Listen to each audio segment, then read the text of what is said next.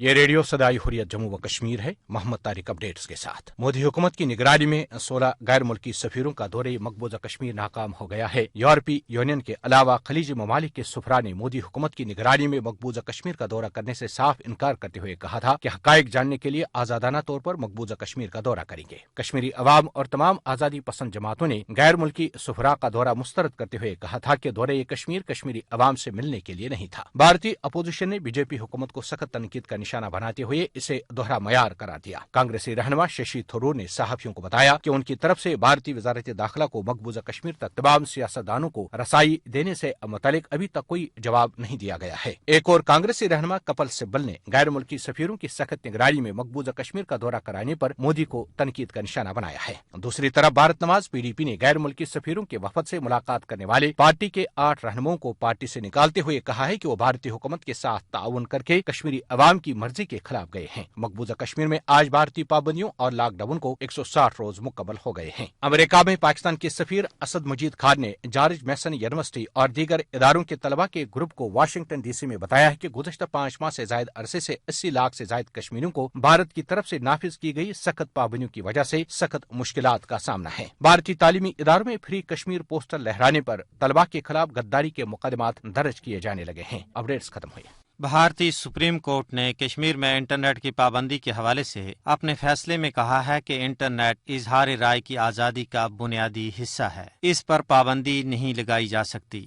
اور انتظامیہ اس حوالے سے 1 ہفتے کے اندر جائزہ رپورٹ پیش کرے۔ اس فیصلے کے حوالے سے کانگریس کے سینئر لیڈر غلام نبی آزاد کیا کہتے ہیں، سماعت فرمائیں۔ تمام لیڈروں کو نظر بند رکھا گیا اور آج بھی جو لیڈرز ہیں وہ نظر بند ہے اور 2nd اور 3rd لائن کے لیڈرز جیلوں میں ہیں۔ اور تیسری بات کی کہ ریسٹرکشنز لگا دی، ٹیلی فون پہ ریسٹرکشن لگا دیا، انٹرنیٹ پہ ریسٹرکشنز لگا دی، پابندی لگا دی، واٹس ایپ پہ میسیجز پہ پابندی لگا دی۔ تو انٹرنیٹ پہ پابندی لگانے کا مطلب ہے کہ کوئی بزنس نہیں کر سکتا، تجارت نہیں کر سکتا، کہ کوئی شکشا پراپت نہیں کر سکتا، تعلیم حاصل نہیں کر سکتا، ڈاکٹر کے پاس کوئی پہنچ نہیں پائے۔ تو یہ تمام چیزیں کیندری سرکار نے اینٹی پیپل پالیسیز تھی، جس سے کشمیر میں بھی نقصان پہنچا، جموں میں بھی نقصان پہنچا۔ یہ جوڈیشل سیکورٹی کا حصہ بنے گی، جب مرضی ہے کر سکتے ہیں لیکن جوڈیشری اس کو دیکھے گی۔